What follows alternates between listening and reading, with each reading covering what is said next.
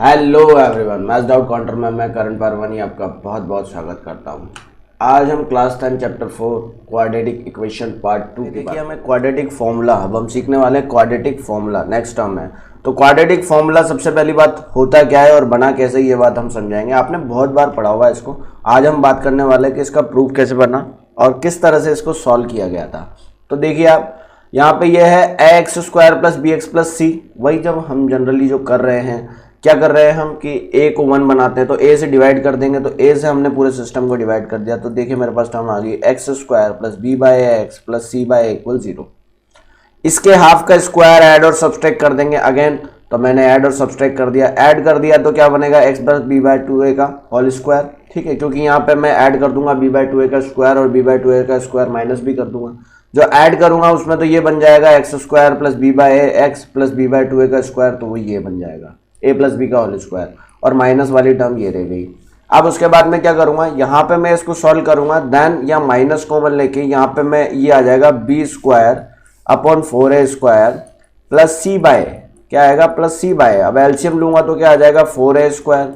अब 4a square यहाँ से यहाँ डिवाइड किया तो क्या बचा बी स्क्वायर, माइनस है आगे। अगर मैं ब्रैकेट में ले लेता हूँ इस टर्म को तो माइनस अंदर मल्टीप्लाई हो जाएगा, तो ये हो जाएगा माइनस a से a कैंसल आउट हो जाएगा, तो क्या बचा 4a इंटू सी, तो बचा 4ac। तो ये हो गया B square minus 4ac upon 4a square. अब मैं इसको इक्वल के इस साइड ले जाता हूँ, क्या करता हूँ इक्वल के इस साइड ले जाता हूँ। तो आप देखिए ये जो हो जाएगा x plus B by 2a का होल स्क्वायर इक्वल क्या हो जाएगा b square minus 4a square. ये आपको टर्म समझ में आ गई होगी अभी तक, आई होप सो। इसके बाद आगे देखिए कि हम क्या कर रहे हैं। अब जो हमने क्या करा, x plus B by 2a का होल स्क्वायर था, स्क्वायर रूट ले लिया बोथ साइड पे, तो स्क्वायर रूट से ये स्क्वायर कट गया और यहाँ पर आ गया रूट। 4a स्क्वायर था तो 4a स्क्वायर का रूट कितना होगा 2a, और यहाँ बचा plus minus B square minus 4ac। अब आप एक बात समझिए, आपको ये बात समझनी होगी कि b बाई 4a का square B square minus 4ac, इसकी वैल्यू पॉजिटिव होना कंपलसरी है। रूट में कोई वैल्यू नेगेटिव नहीं आ सकती। जिस तरह मैंने बोला कंप्लीटिंग स्क्वायर कोई नेगेटिव नहीं हो सकता, उस तरह रूट में भी कोई वैल्यू नेगेटिव नहीं आ सकती। अब फिर मैं इसको ऐड कर दूंगा, यहाँ पर यहाँ ले जाऊंगा इक्वल की साइड, तो ये आ जाएगा x equal minus b by 2a plus minus root वाला b square minus 4ac upon और ये 2a। अब एलसीएम लूंगा तो मेरे पास यही टर्म आ जाएगी minus B plus minus root B square minus 4ac upon 2a। ये टर्म आपको समझ में आ रही है। एक बार हम पॉजिटिव कंसिडर कर सकते हैं, एक बार नेगेटिव। इसी को हम बोलते हैं क्वाड्रेटिक फॉर्मूला। क्या बोलते हैं इसे हम? क्वाड्रेटिक फॉर्मूला, जिससे एक्स की वैल्यू आप डायरेक्ट निकाल सकते हो एबीसी को फाइंड करके। कैसे करते हैं वो भी देखिए आप, उसके क्वेश्चंस भी हम कुछ सॉल्व करवा रहे हैं। आपको जनरल इक्वेशन दी हुई है, ये जैसे सपोज कोई सी भी एक इक्वेशन दी हुई है, आप सपोज कर लीजिए मैं ये ले लेता हूँ x 2x square plus x minus 528 equal 0। मैं कंपेयर करूंगा तो इसमें a की वैल्यू, अगर मैं इसको इससे कंपेयर करूंगा x square plus b x plus c से, तो a की वैल्यू क्या आ रही है 2, b की वैल्यू क्या आ रही है 1, c की वैल्यू क्या आ रही है माइनस 528। तो मैं डाल देता हूँ अब x equal minus B plus minus root B square minus 4ac upon 2a। तो देखिए अब मैं कर रहा हूँ माइनस बी कितना है 1, तो माइनस 1। ठीक है, माइनस 1, फिर आगे प्लस माइनस, अब रूट बी स्क्वायर कितना होगा 1 माइनस बी स्क्वायर मतलब 1 का स्क्वायर माइनस 4, ए कितना है भाई 2, तो 2, और सी कितना है माइनस 28 माइनस 528 सॉरी। तो माइनस माइनस यहाँ पे क्या हो जाएगा, मल्टीप्लाई होंगे तो ये प्लस हो जाएंगे, तो इसलिए इन्होंने ये प्लस लिखा हुआ है। देन यहाँ पे 528 इंटू 8 करेंगे तो ये आंसर आ रहा है 4225, इसका रूट निकालेंगे तो 65। तो मेरे पास आंसर क्या आया, मेरे पास आया एक बार -1 माइनस 65 बाय 4, और एक आ जाएगा -1 प्लस 65 बाय 4, क्योंकि प्लस माइनस है ना बीच में, तो दोनों कंसिडर करूंगा। इसमें अगर मैं ऐड करूंगा 65 माइनस 1 तो ये आ जाएगा 64 बाय 4, इट मीन 16 आंसर। और अगर मैं यहाँ कंसिडर करूंगा तो आएगा -66 बाय 4, तो -33 बाय 2 आंसर। तो मेरे पास ये दोनों डायमेंशन हो गए। अब मान लो ये मेरे पास किसी रेक्टेंगल की लेंथ या ब्रेड्थ का इक्वेशन है, तो उस कंडीशन में क्या होगा, उस कंडीशन में ये नेगेटिव वैल्यू कंसिडर नहीं की जा सकती, क्योंकि कोई भी लेंथ या ब्रेड्थ क्या होता है नेगेटिव नहीं हो सकती। तो इसलिए हम क्या करेंगे, फिर 16 मीटर आंसर को कंसिडर कर लेंगे अगर ऐसा है तो। देखिए अब आगे देखिए अगला क्वेश्चन इन्होंने बोला find 2 consecutive odd integers positive number, sum of those whose squares is 290। दो पॉजिटिव इंटीजर है, तो एक x है तो दूसरा क्या होगा x प्लस 2। अब ये क्यों बोला, क्योंकि ऑड नंबर्स है, ऑड में हमेशा 2 का डिफरेंस होगा या इवन में भी हमेशा 2 का होगा। अगर मैं पहला ऑड मान लेता हूं तो दूसरा फिर x प्लस 2 पे ऑड आएगा। दोनों का स्क्वायर का सम ये है, तो देखिए मैंने पहले स्क्वायर निकाल लिया, देन इसको a प्लस बी के होल स्क्वायर से खोल दूंगा, तो a square plus B square plus 2ab, तो 2 इंटू 2 इंटू एक्स, तो कितना हो जाएगा 4x, ये हो गया। अब मैं इसको ऐड कर दूंगा तो ये हो जाएगा 2x स्क्वायर प्लस 4x, और ये 4 है यहाँ इक्वल के साइड जाएंगे 290 को, तो माइनस हो जाएगा, तो 4 माइनस 290 माइनस 286 हो गया। 2 कॉमन लेके ये भी आंसर निकाल सकता हूँ मैं। आप कंपेयर कर सकते हो इसको ax square plus b x plus c से। अगर मैं ऐसा कंपेयर करता हूँ तो a की वैल्यू कितनी आ रही है मेरे पास 1, b की वैल्यू कितनी आ रही है 2 एंड c की वैल्यू कितनी आ रही है -143। ये मेरे पास टर्म आ गई। अब आप देखिए मेरे पास जो इक्वेशन है वो क्या है, x इक्वल माइनस बी तो -2 ये लिखा हुआ प्लस माइनस बी स्क्वायर, -2 का स्क्वायर कितना होगा 4, बी स्क्वायर -4, a कितना है 1 एंड c कितना है -143, तो -143 तो माइनस माइनस क्या हो गया प्लस, तो प्लस 143 इंटू 4 कितना हो जाएगा 572। अब 572 प्लस 4 576, ये किसका रूट किसका स्क्वायर होता है 24 का, तो ये हो गया 24। तो एक बार आ गया मेरे पास -2 माइनस 24/2, नीचे आ जाएगा 2 है तो 2a तो वैल्यू 1 है ना, और ये आ जाएगा -26/2, तो आ गया -13 आ गया एक तरफ से आंसर। दूसरी तरफ से अगर मैं बात करूं तो क्या आ रहा है मेरा -2 प्लस 24/2, तो बात बचेगी 22/2 कितना हो जाएगा 11 आ जाएगा। तो एक बार 11 आ गया, एक बार -13 आ गया। अब दोनों नंबर है बट कॉन्जिक्यूटिव नंबर है क्या, नहीं है, तो मैं एक बार इसको पॉजिटिव कंसिडर कर लूंगा, क्योंकि 11 और 13 इनका मल्टीप्लिकेशन क्या होगा, आप देखिए स्क्वायर का सम 290 आ सकता है, या -11 -13 भी कंसिडर किए जा सकते हैं। बट इसने ऊपर ये एक टर्म बोली हुई है पॉजिटिव इंटीजर्स, तो पॉजिटिव में क्या हो जाएगा 11 और 13 ही रहेगा, -11 -13 काउंट नहीं कर सकते क्योंकि दोनों ही नेगेटिव हो जाएंगे। अगला एक क्वेश्चन दीजिए, ये बहुत अच्छा और इंपॉर्टेंट क्वेश्चन है, इस क्वेश्चन को थोड़ा ध्यान से देखना क्योंकि इसमें एक लैंग्वेज टर्म की यूज़ की गई है। बोला गया a rectangular park is to be design whose breadth is 3 metre less than its length. Breadth जो है वो लेंथ से 3 मीटर कम है, ठीक है। तो मान लो अगर मेरी ब्रेथ 3x है तो लेंथ कितनी हो जाएगी x + 3। Its area to be 4 square metre more than the area of park that has already been made in a shape of the isosceles triangle within its base as the breadth of the rectangular park and altitude is 12 meter and find its length and width। तो आप बताओ, ये height बोल रहा है कि भैया ये 12 मीटर है, ये ब्रेथ इसके बराबर की है, तो अगर ये x है, मैंने ब्रेथ x कंसीडर करी तो लेंथ कितनी हो जाएगी 3 मीटर ज़्यादा है ना, ब्रेथ 3 मीटर कम है तो इससे ये 3 मीटर बिल्कुल कम है, ठीक है। तो बोल रहा है इसका एरिया जो है और इसका एरिया जो है, इन दोनों में रिलेशन क्या है कि दोनों के दोनों इक्वल है, ठीक है। तो ठीक है भैया, इसका एरिया कैसे निकालेंगे, ट्राइंगल का निकलेगा हाफ इंटू बेस कितना होगा x और हाइट कितनी है 12, तो ये कट गए तो कितना हो जाएगा 6x हो जाएगा मेरे पास, ठीक है। और इस रेक्टेंगल का एरिया कितना निकलेगा L into b x into x plus 3।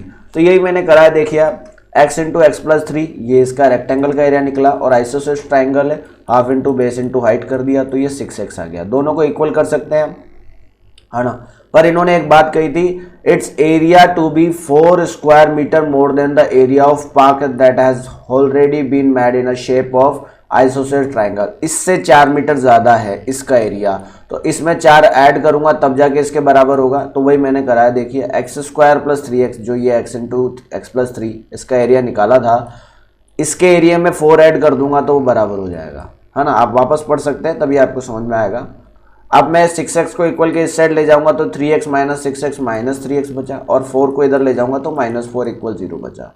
ये टर्म आ गई मेरे पास। अब या तो मैं स्प्लिटिंग ऑफ मिडिल टर्म से भी इसे सोल्व कर सकता हूँ, 4 कैसे फैक्टर करो, माइनस करने पर क्या आ जाए 3 आ जाए, तो 4 × 1 = 4। एक तो ये भी टर्म हो सकती है, दूसरा टर्म आपको सोल्व करके देखना पड़ेगा। तो मैं अगर कंपेयर कर लूँ ax square plus bx plus c से, तो a की वैल्यू कितनी है, a की वैल्यू है 1, b की वैल्यू है -3 एंड c की वैल्यू कितनी है -4। तो सॉल्व कर लेते हैं। अब सॉल्व कैसे करेंगे, देखिए तो मेरे पास आता है -b plus minus √b² -4ac। तो b कितना है -3 है, तो माइनस ऑफ -3 तो ये हो गया +3, प्लस माइनस b² -3 का स्क्वायर 9 -4, a कितना है a 1 है, c कितना है भाई -4, तो ये माइनस माइनस अगेन प्लस हो गए, 4 4 कितना हो गया 16, 16 + 9 हो गया 25, 25 का रूट कितना होता है 5।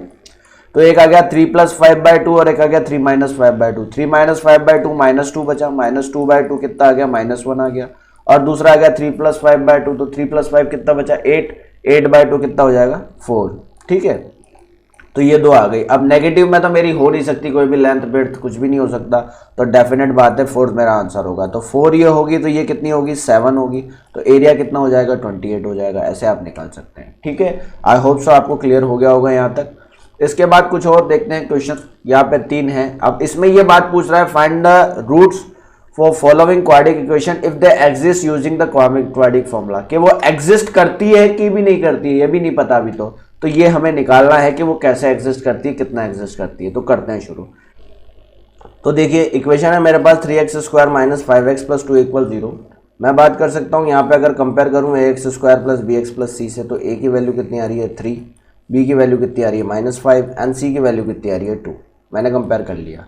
अब मैं क्या कर रहा हूँ, मेरे को एक बात मैंने बोली थी कि -b + -√b² - 4ac अपॉन 2 है। तो एक बात थी कि यार ये रूट में वैल्यू नेगेटिव नहीं आनी चाहिए। अगर नेगेटिव नहीं आ रही तो एग्जिस्ट करती है, और अगर नेगेटिव आ गई तो एग्जिस्ट नहीं करती, सीधी सी बात है। तो मैं सबसे पहले क्या कर रहा हूँ, b² - 4ac की वैल्यू निकाल रहा हूँ। b ये है -5 का स्क्वायर 25 -4ac, 4a कितना है 3 एंड c कितना है 2। तो 4 3 जा 12, 2 जा 24, तो 25 - 24 इट मीन्स 1 > 0 है, पॉसिबल है, एग्जिस्ट करती है। अब इसीलिए हमने फिर निकाल लिया, तो हमारे पास आंसर आ गया 2/3 एंड 1। पहले भी कई बार निकाल चुके हैं, आप देख लीजिएगा, आपको समझ में आ जाएगा। इसके आप स्प्लिटिंग ऑफ मिडिल टर्म से भी निकाल सकते हो। वैसे यहाँ पे जैसे 3 2 जा 6 है, 6 का ऐसे फैक्टर करो कि ऐड करने पर 5 है, सॉरी नहीं आएगा, सॉरी यहाँ पर वो पॉसिबल नहीं हो पाएगा, नहीं हो जाएगा। 6 का ऐसे फैक्टर करो, ऐड करने पर 5 आ जाए, डेफिनेटली 3 और 2 है, तो इसको ऐसे लिख सकते हो आप 3x² - 3x - 2x + 2 = 0 and 3 common लेके फिर आप कर सकते हो, तो आपका आंसर ये आ जाएगा। ठीक है, इसके अलावा आप देखिए, अब मैं एग्जिस्टिंग चेक कर रहा हूँ कि मुझे क्या है, बस वो रूट का। जैसे ये है अगली इक्वेशन x² + 4x + 5, कंपेयर करूँगा ax² + bx + c से। a की वैल्यू कितनी आ रही है 1, b की कितनी आ रही है 4, c की कितनी आ रही है +5। b² - 4ac अगेन निकाला, 4 का स्क्वायर 16 -4ac, 4a कितना है 1, c कितना है 5, 4 5 जो 20 हो गया। तो 16 - 20 -4 < 0 है। रूट में कोई भी वैल्यू नेगेटिव नहीं आ सकती, यही रूट में आता है, तो ये पॉसिबल नहीं है, इसकी एग्जिस्ट नहीं करती अभी तक। अब इसकी चेक करते हैं, आइए। तो देखिए अब यहाँ पे मैंने थर्ड वन की चेक कर ली मैंने। अब देखो ये लास्ट वन का लिखा हुआ है, no real roots for the given equation. Real मतलब जो नंबर लाइन पे शो नहीं हो सकती, सीधे आप समझ लीजिए। 2x² - 2√2x + 1। अब इससे मैं कंपैरिजन करूंगा, तो a की वैल्यू 2, b की वैल्यू -2√2 एंड c की वैल्यू 1। a 2 है, b -2√2 एंड c 1 है। तो b² - 4ac निकालूंगा, इसका स्क्वायर करूंगा तो क्या आएगा, 2 का स्क्वायर 4 और √2 का स्क्वायर 2, तो 4 2 जा 8, तो ये आएगा b² -4। a कितना है भाई 2 एंड c कितना है 1, तो ये हो गया 4 2 जा 8, तो 8 - 8 0। 0 रूट में हो सकता है, पॉसिबल है, इसलिए हम कह सकते हैं कि उसका सिंगल रूट। उस कंडीशन में क्या होता है, ऐसे कर टच करके जाता है, तो वो एक ही बार दो आंसर को कंसिडर करना पड़ता है ना, सॉरी एक आंसर को 2 बार कंसिडर करना पड़ता है, बट आंसर आता है। तो देखिए इन्होंने निकाल भी रखा है, b² - 4ac, तो ये √0 था, -b माइनस ऑफ -b, तो माइनस ये माइनस माइनस प्लस हो गया, है ना। तो 2√2 प्लस √0 हो जाएगा अपॉन 2a, तो a की वैल्यू 2 है तो 4 हो गया, 2√2 अपॉन 4 हो गया, ये डिवाइड करूंगा 2 बार जाएगा एंड √2 से ही जाएगा 1/√2 टाइम्स, तो 1/√2 मेरा आंसर आ जाएगा। 2 टाइम्स मुझे कंसिडर करना पड़ेगा, ठीक है। तो मेरे हिसाब से आपको समझ में आ गया। पहला टर्म मैंने बताया आपको कि आप कैसे कंप्लीटिंग स्क्वायर मेथड करके सोल्व कर सकते हैं। सेकंड मैंने आपको यहाँ पर बता दिया कि क्वाड्रेटिक एक फॉर्मूला है, उसे कैसे डिराइव किया गया था और उसको हमें कैसे यूज़ करना है ना। आई होप सो आप लोगों को समझ में आ गया होगा आज का लेक्चर, ठीक है ना। इसके बाद आप देखिए कुछ और भी चीज़ें हैं जो आपको थोड़ी थोड़ी समझनी होगी, ताकि आपके लिए क्लेरिफाई हो जाए कि क्वेश्चन करते कैसे हैं। ये थोड़ी सी इंटरेस्टिंग है, ज़्यादा कुछ है नहीं इसमें, पर आपको समझना होगा। देखिए आप ध्यान से, यह बना है x + 1/x = 3 है, तो मैं x एलसीएम ले लूंगा, तो ऊपर बनेगा x² + 1 इक्वल कितना हो जाएगा 3, और फिर इसको क्रॉस मल्टीप्लाई कर दूंगा, तो ये टर्म आ गई मेरे पास। देन 3x को मैं इक्वल के से ले जाऊंगा। अब मैं कंपेयर कर लूंगा x² + bx + c से, तो a की वैल्यू 1 आ रही है, b की -3 एंड c की 1 आ रही है, कंपेयर कर लिया। बी स्क्वायर माइनस 4ac की वैल्यू निकाली, पॉजिटिव आ रही है तो कंसिडर कर रही है, नहीं आ रही है तो नहीं कर रही। डायरेक्ट लिख लिया माइनस ऑफ माइनस बी, तो माइनस बी कितना था -3, तो ये हो जाएगा +3 plus minus B square minus 4ac अभी निकाला 5, तो √5/2, तो एक बार आ गई 3 + √5/2 और एक आ गया 3 - √5/2, है ना। इसके बाद आगे देखिए, आगे सोल्व करते हैं। अगली इक्वेशन है 1/x × x - 2, तो वही मैंने एलसीएम ले लिया, नीचे आ गया x × x - 2 और ऊपर क्या रह जाएगा, ये आ जाएगा x - 2 माइनस x, तो यह x क्या हो गया, कट गया, मेरे पास क्या बचा -2, है ना। तो इस तरह से फिर उसके बाद आप इसको क्रॉस, इक्वल क्या है 3, तो यहाँ क्रॉस मल्टीप्लाई कर दो, तो देखो ये मेरे पास इक्वेशन आ गई। खोलूंगा तो इसमें क्या बचेगा, x - 2 माइनस x, तो ये कट गया और -2 बच गया, तो यह -2 हो जाएगा और 3x को इंटर मल्टीप्लाई करूंगा तो आ जाएगा 3x² - 2 3 = 6x, और ये इक्वल के इधर जाएगा तो +2 हो जाएगा, तो ये इक्वेशन बन गई।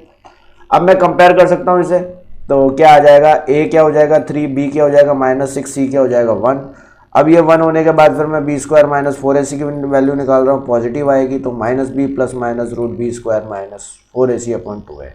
तो बी स्क्वायर माइनस 4ac की वैल्यू अभी निकाली 12, तो √12 आ जाएगा, -b माइनस ऑफ -6 + 6, और नीचे आ जाएगा 4a, तो सॉरी 2a, और a कितना है 3, तो 2 3 = 6 हो गया।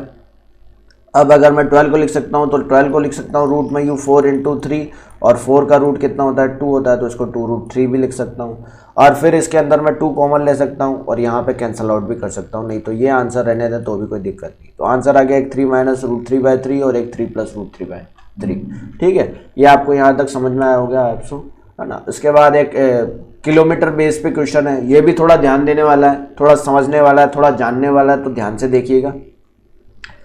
अगला क्वेश्चन ये है कि a motor boat whose speed is 18 km/h in a still water takes 1 hour more than to go 24 km upstream than to return downstream to the same spot, find the speed of the stream. ठीक है, अब मैंने मान लिया कि stream की speed कितनी है, x है, ठीक है, और जो बोल रहा है a motor boat whose speed is 18 km/h, तो उसकी स्पीड कितनी है 18 है। अगर डाउन स्ट्रीम में जा रहा है तो डेफिनेटली स्पीड जुड़ेगी, और अगर अप स्ट्रीम में जा रहा है तो घटेगी, क्योंकि डाउन में जब भी वो जाता है तो स्ट्रीम नदी उसे क्या करती है, सपोर्ट करती है, और अप स्ट्रीम में जाता है जब भी नदी क्या करती है, अपोज करती है। तो अप स्ट्रीम में जा रहा है तो 18 - x हो जाएगा, और डाउन स्ट्रीम में जा रहा है तो 18 + x हो जाएगा।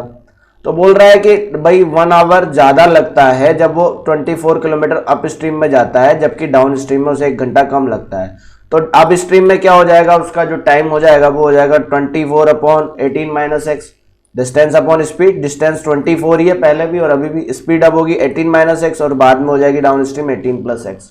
तो इन दोनों का सब्सट्रैक्शन क्या है, 1 है, यही बोला है इसमें, 1 घंटा ज्यादा है 1 घंटा कम लग रहा है। तो अब मैं बताऊंगा, मुझे हमेशा पता है कि डाउन स्ट्रीम में मैं जल्दी आऊंगा क्योंकि स्पीड ज्यादा होगी, और अप स्ट्रीम में मैं टाइम ज्यादा लूंगा। एलसीएम ले लिया मैंने 18 + x 18 - x, then cross multiply कर दिया, तो ये मेरे पास टर्म आ गई। यहाँ पर 18 - x 18 + x लूंगा तो 18 - x हट जाएगा, या 18 + x से मल्टीप्लाई हो जाएगा, या 18 - x अंदर मल्टीप्लाई करेंगे, ये इक्वेशन आ जाएगी। अब क्वाड्रेटिक फॉर्मूला का हम लोग यूज कर सकते हैं, तो देखिए मैंने क्वाड्रेटिक फॉर्मूला का यूज कर लिया डायरेक्टली, और आपका ये वर्क है कि इसमें ABC आप खुद अपने हिसाब से डालेंगे, और आंसर आ रहा है 6 and -54, ठीक है। तो हमारे पास क्या स्पीड आ गई 6 किलोमीटर, -54 हम कंसिडर नहीं करेंगे क्योंकि ये नेगेटिव नहीं हो सकती स्पीड है, नहीं तो वो गिर जाएगा अगर नेगेटिव हो जाएगी, ठीक है। और स्पीड कभी नेगेटिव नहीं होती, वेलोसिटी नेगेटिव होती है, आप समझ में आगे आ जाएगा आपको, ठीक है ना।